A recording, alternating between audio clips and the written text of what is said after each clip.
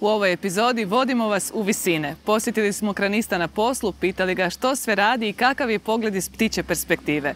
U notesu smo ponovno dali riječ struci, a za kraj donosimo priču o zagrebačkim vatrogascima koji također dio posla obavljaju na visinama. Ostanite s nama.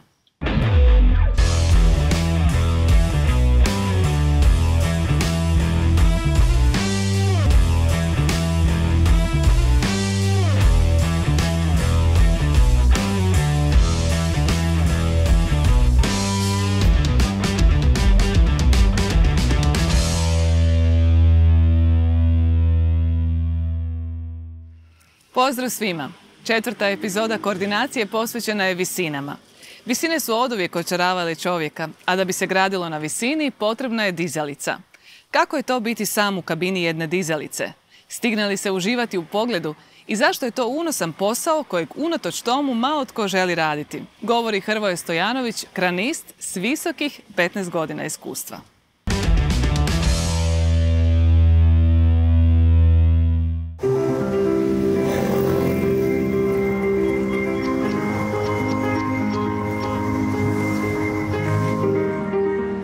Kad je kaciga na glavi, avantura počinje. Prvi put kad sam se popeo na kran, bilo je uzbuđenje veliko. Veliko uzbuđenje. U biti nisam ni znao šta me čeka. Sa zemlje je to drugčije izgledalo.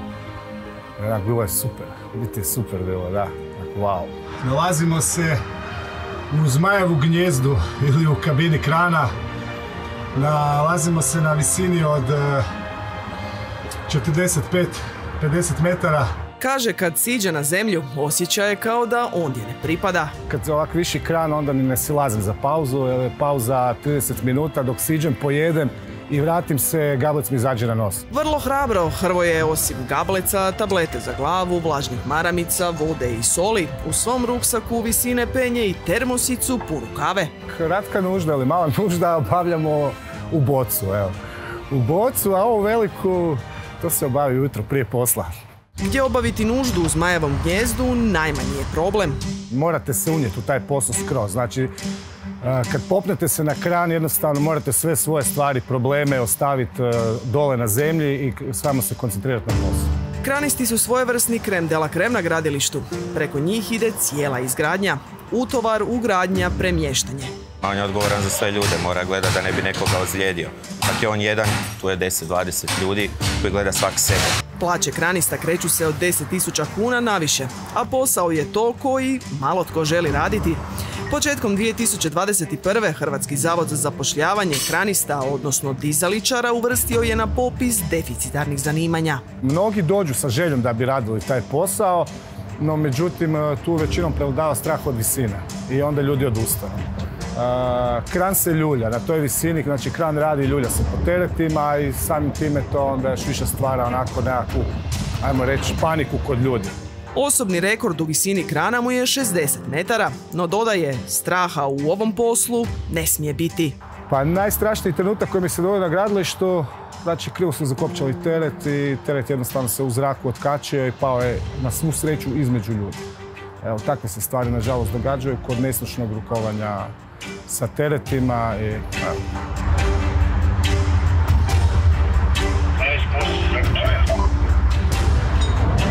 Danas je prekrasan dan, pa lijepi su idealni s uvjetima, lagano vjetrića, ništa strašno. Kad pogled puca na prekrasnu hrvatsku metropolu, naš Zagreb, i evo, možemo malo krenuti.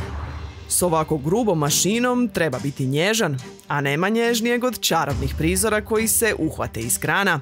Na prvom su mjestu naravno izlasci i zalasci sunca, no priznaje nam Hrvoje, kad ste toliko visoko u zraku, a u blizini zgrada vidite i svakakve zanimljive prizore iza podignutih roleta, toliko smijemo znati.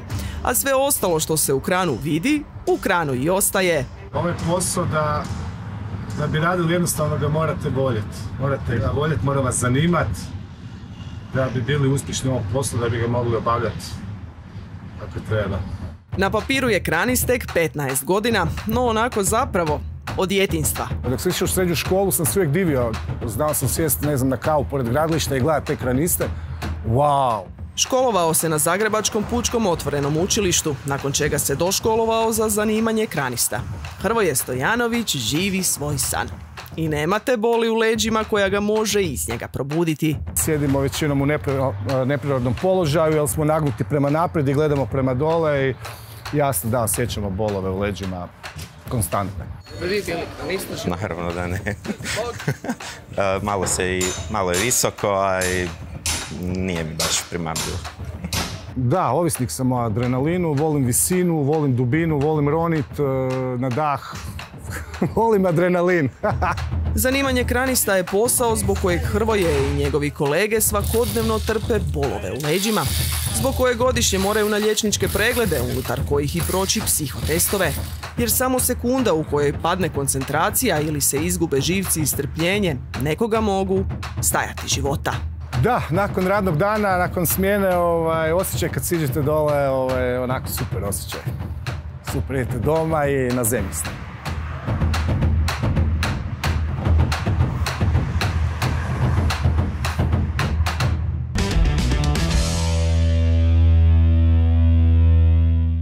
Dizalice su pored svih kamiona i bagera i ostalih grdosija najelegantniji strojevi na gradilištu. Svojom visinom plijene pozornost, a mnogi se projekti bez njih uopće ne bi mogli ostvariti.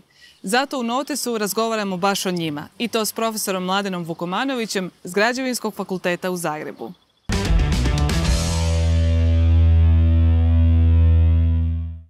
O građevinskim strojevima u Notesu razgovaramo s profesorom dr. Mladenom Vukomanovićem, pročelnikom katedre za organizaciju građenja na Građevinskom fakultetu u Zagrebu. Profesore Vukomanoviću, dobrodošli.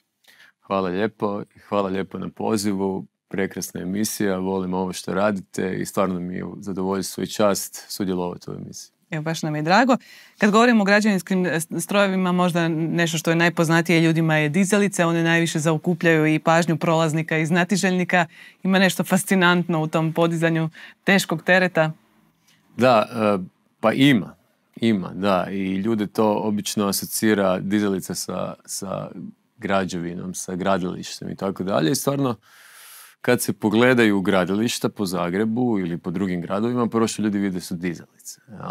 Zapravo, mi građevinari nismo baš ugodni oku, jel prašimo, jel bučimo, jel zagađujemo, ali dizalice jesu nekako znakovlje, neki landmarkovi, jel, na engleskom nekakvih gradova. Jel. Ako se gleda u povijest, ja mislim, Babilonci su prvi koji su radili sa dizalicama, Grci možda, i ta riječ crane na engleskom je ždral i dolazi od položaja ždrala kosog i onog kljuna koji zapravo, kako mi danas zovemo crane dizalicu, na njemačkom kran. Obično studenti kažu kranska dizalica i ljudi u govoru, ali zapravo bi to značilo s njemačkog dizalična dizalica. Što je zapravo kran je dizalica. Ali dizalice od tih početnih rimskih, grčkih, malih dimenzija danas mogu i 20.000 tona podizati, recimo u brodogradilištima i tako dalje. Sad ne znam što vas zanima. Toranske dizalice, kose dizalice, autodizalice, dizalice koje su korištene u Zagrebu, mogu pričati o različitim stvarima. Da, zapravo je jako puno vrsta i podvrsta dizalica. Možda da izdvojimo one koje su najpoznatije ili najfascinantnije po nečemu posebne. Ovako, mi smo uglavnom navikli na tu takozvanu kransku dizalicu, što je zapravo ispravno rečeno toranska dizalica, koju vidite u svakog gradilištu. One rastu do čak 300 metara, podižu se uz kuće, trebaju imati nekakva osiguranja od izbučenja i zapravo mogu rasti sa kućom i tako.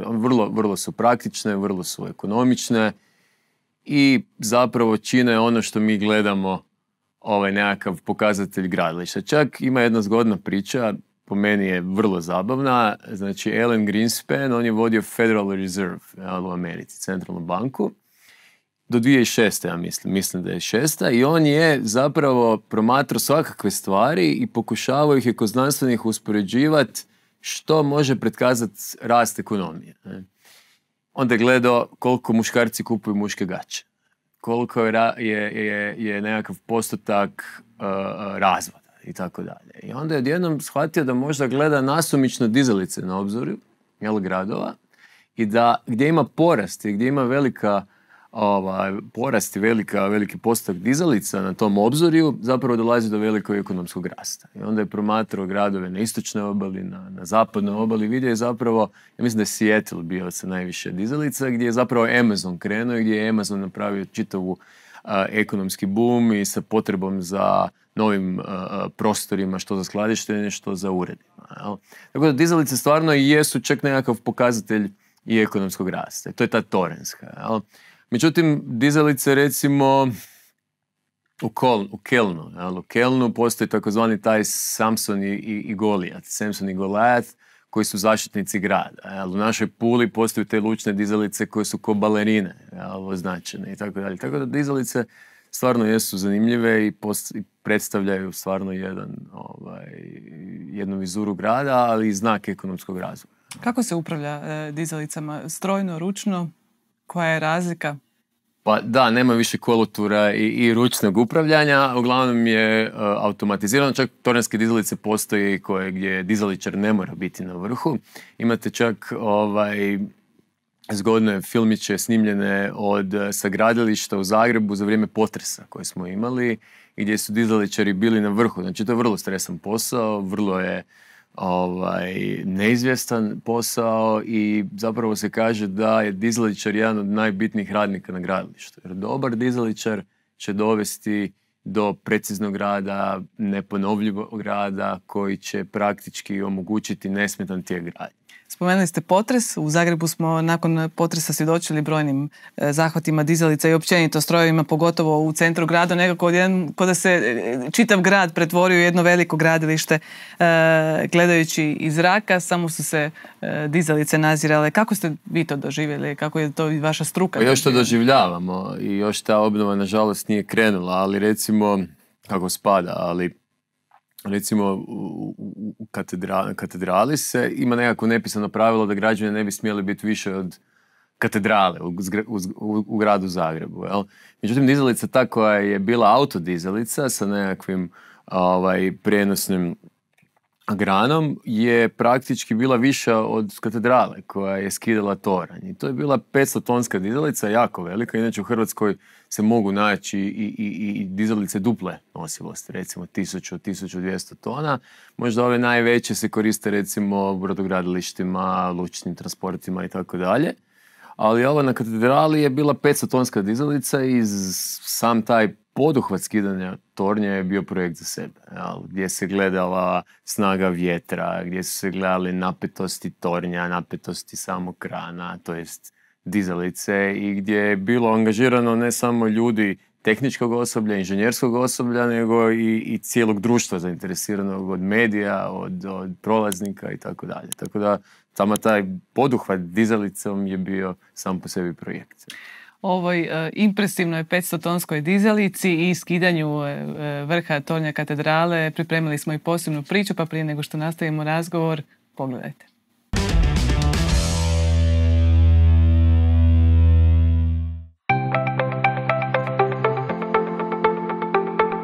Potres koji je Zagreb i okolicu pogodio 22. ožujka 2020. ostavio je brojne vidljive posljedice na grad. Vjerojatno najvidljiviji trag su krnji vrhovi Zagrebačke katedrale, kojoj je tijekom potresa pao vrh južnog, te je naknadno uklonjen vrh sjevernog tornja. Projekt pripreme i uklanjanja trajao je manje od mjesec dana. Tim stručnjaka osmislio je plan, a ključnu ulogu u njemu je odigrala dizalica. Dizalica je od proizvođača Demak, TC 3300. To je 500-tonska dizalica sa rešetkastim kranom i većinom se koristi za teške terete, za manipulaciju teškim teretima i gdje je potrebna velika visina. Znači konkretno ovdje imamo 120 metara krana dužine s obzirom na visinu od 108 metara samog tornja.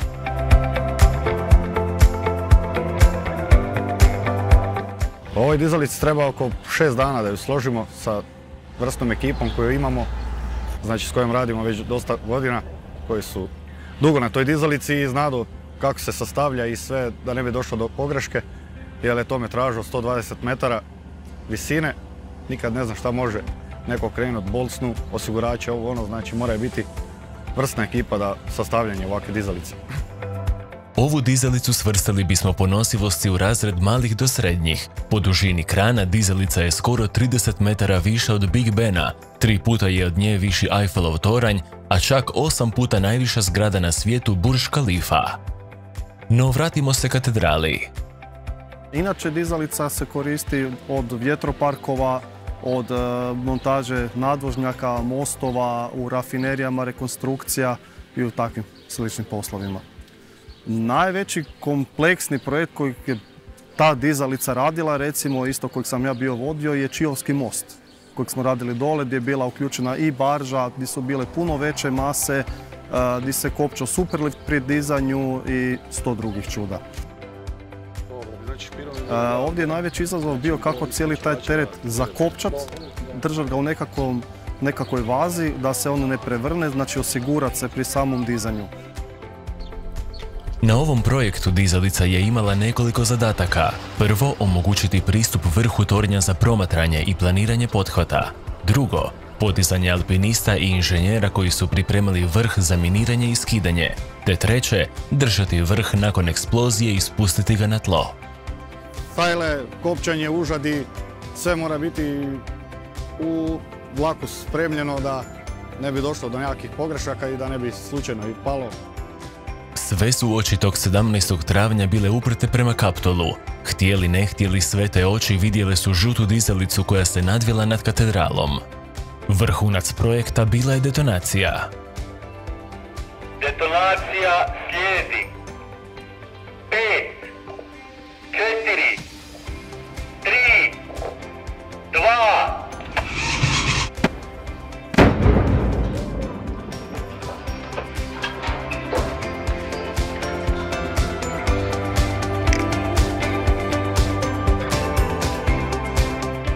Eksplozija dok je završila, znači dok sam počeo dizati, znači na 22 tone, vidim da više nema tonaže i ne diže se tonaža, a da sajla ide prema gore, znači da smo ga odvojili, odahnuo sam i znao sam da je gotovo.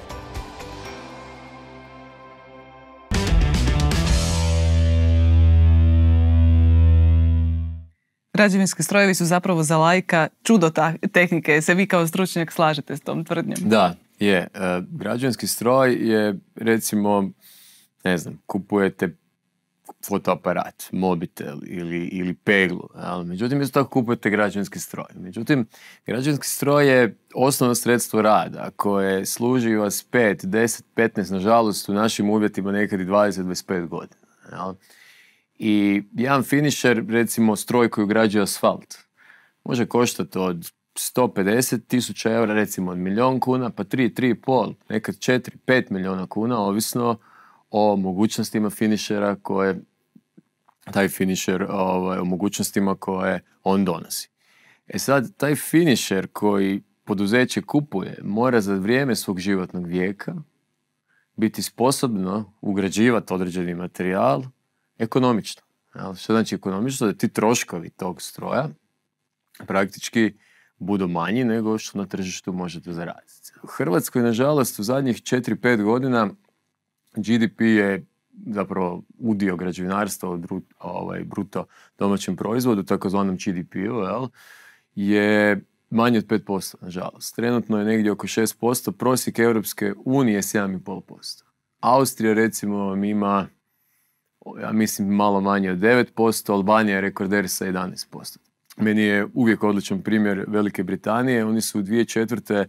krenuli sa tim, kada je bio još prije 90-ih Kyoto protokol i tako dalje, onda su krenuli sa niskim otiskom CO2, digitalizacijom i zapravo s ciljem 2004. da se maknemo od monolitnog. Sad što znači monolitnog? Gradnje na gradilištu, da se beton lijeva, da se oplata sastavlja, već da se sve radi predgotovljeno u tvornici, a da se samo nešto montira na gradilištu. Onda recimo trenutno na Manhattanu Marriott Hotel se ove godine otvara, koji u 3 mjeseca će se do 90 metara visine montirati, cijeli će se montirati, osim prvog prizemnog dijela i podzemnog. Gdje se sobe proizvode recimo u Poljskoj, prebacuju se, naravno dizalicama se utovaraju brodove, brodovi ih voze u New York, tamo se skladište i onda točno na vrijeme se montiraju oko nekakve betonske jezgre. Engleska, da se vratim na Englesku, Engleska je otišla toliko daleko da recimo sada trenutno postoji najveći projekt u Europi infrastrukturni koji je trenutno procijenjen, jer vi nikad do kraja tako velikih megaprojekata ne znate konačnu cijenu.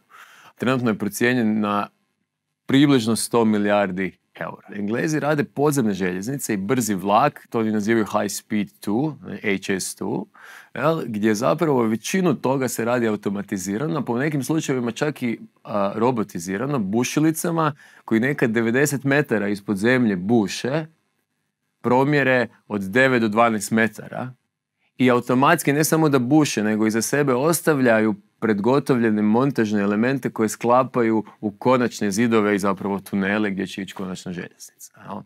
I sad si zamislite takvu bušilicu koja je vrijedna 80 milijuna funta, koja radi 24 sata na dan i 7 dana u tjednu, gdje rade 3 smjene i koja je zapravo cijeli strojni sklop dugačak 170 metara, koja i kopa, koja i transportira zemlju van i gdje postoji kontrolna soba kao u termoelektrani, koja upravlja tim cijelim procesom, a iznad gore je biotop, recimo šuma sa zekom i vukom i medom koji bez problema žive svoj život, pa tako i gradovi, ispod gradova i tako Englezi recimo rade svoju mrežu, Y mrežu vlakova od juga na sjeverozapad i sjeveroistok.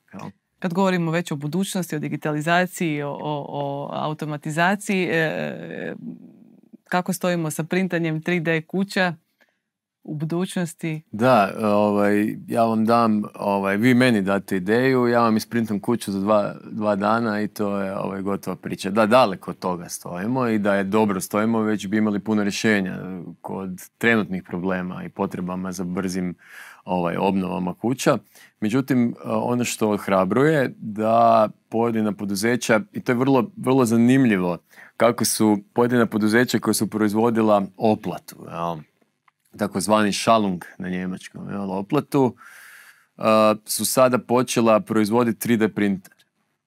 I recimo jedno od najvećih proizvođača peri, građevinske oplate, je upravo sagradio prvu obiteljsku kuću u Njemačkoj putem 3D printera za beton, koja je zapravo sukladna tehničkim propisima i zakonodavstvu Njemačke. Cijela ta priča digitalizacije, automatizacije i monolitnog, stvarnog in situ same gradnje na gradilištu se zapravo mijenja. Ide ka automatizaciji, digitalizaciji, montažnom, predgotovljenom i zapravo od tih nekakvih silnih gradilišta što vidimo, što smo navikli vidjeti, mi ćemo u budućem vremenu sve više i više odmicati prema montažnom, prema predgotovljenom, prema montiranju, a manje ćemo gledati takve stvari. Naravno, dizalice o kojima smo prvo pričali tu igraju jako veliku ulogu kod montiranja i kod prenosa materijala. Kad govorimo o tim velikim impresivnim strojevima, spomenuli smo bušilice, spomenuli smo dizalice, postoje li još neki veliki... Pa dizalice zapravo vjerojatno su nekako najznamenitije i nekakvi landmarkovi, orijentiri nekakvih gradova. Postoje znači u velikim iskopima željezne rudače, na primjer, veliki bageri, vedričari i tako dalje. Međutim, recimo damperi. Damperi su kamioni. Ko kamioni kiperi, samo kamioni koji su robusniji, veći i stvoreni su za promet isključivo gradilišta, nisu registrirani za ceste. Danas postoje damperi koji 450-500 tona mogu prenijeti, ali u jednom ciklusu. Tako da to su zapravo strojevi koje vi ne možete voziti po cesti, ne možete ih vidjeti, jer su oni preveliki, preglomazni i ne bi mogli ni proći ovom cestom, te se onda moraju prenositi u dijelovima i posebno sastavljati na svakom gradilištu. Naravno, to nije za svaki dan, nisu za obiteljske kuće, nego su za velike infrastrukturne projekte i zapravo je jako teško takve strojeve vidjeti u Hrvatskoj, najčešće na nekakvim sajmovima kao što je Bauma, 4-godišnji sajam građevinskih strojeva i građevinske opreme i gradnje u Njemačkoj i tako dalje. Profesor Komanoviću, hvala vam lijepa što ste nam otvorili prozor u taj svijet građevinskih strojeva. Hvala i vama što ste me zvali. Nadam se da ćete zaživjeti s ovom lijepom emisijom, jer građevinarstvo stvarno jedan od stupova svake ekonomije i moramo svi se zajedno boriti, biti društveno odgovorni kao i vi i vaša ekipa da građevinarstvo narasta i tako svi mi narastamo. Hvala lijepo.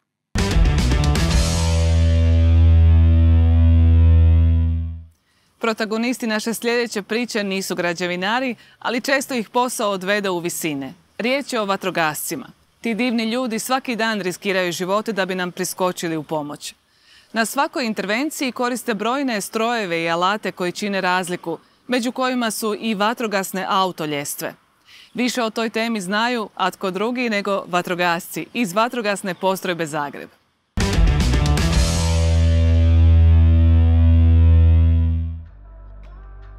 Ovo je javna vatrogasna postrojba grada Zagreba u trenucima odmora koji su rijetkost.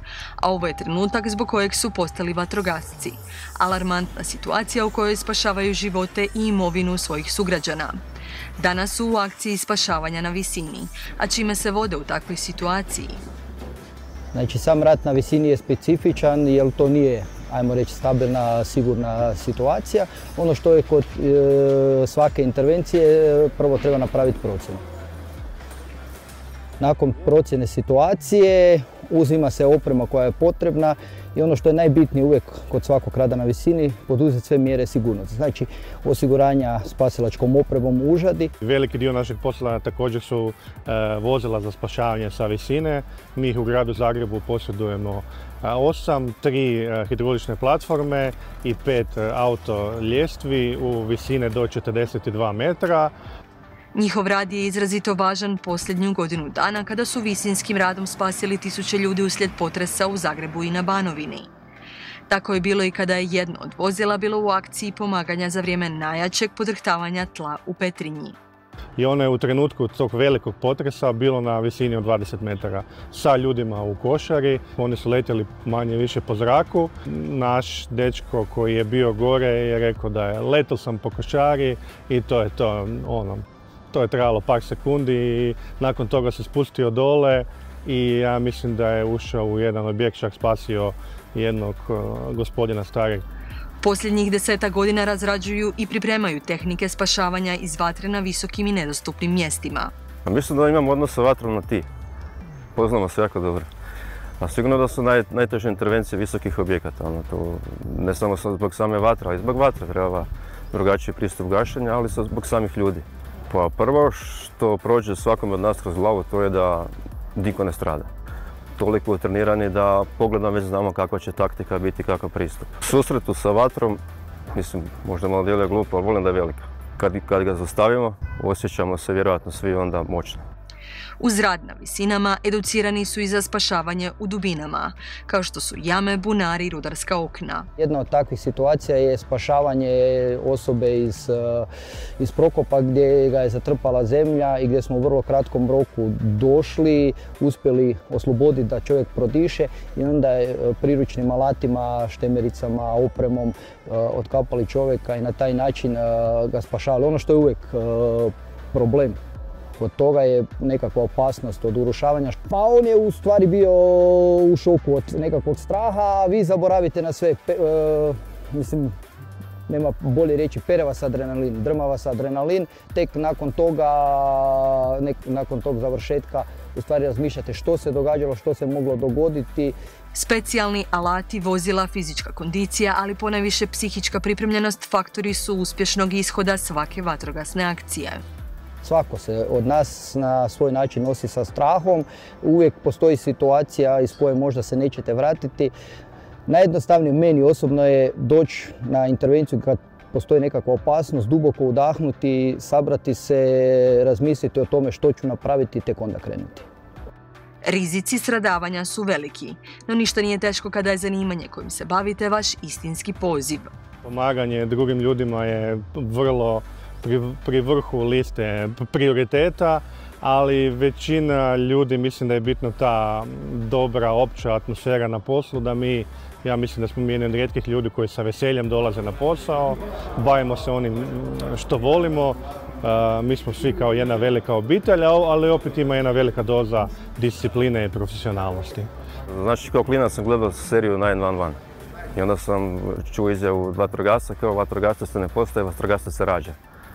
I nekako sam se zaljubio u to vatrogastvo i ne znam, to nam je svima u krvi valjda i to je tako moralo biti. Nije me strah, gotovo nikad. Ali me strah u životu zmija. Ne volim zmiju vidjeti, ni na slici. U visinama, na dubinama, u blizini vatre ili vode, naši vatrogasci su na raspolaganju kako bi štitili život i imovinu. Hvala im na tome.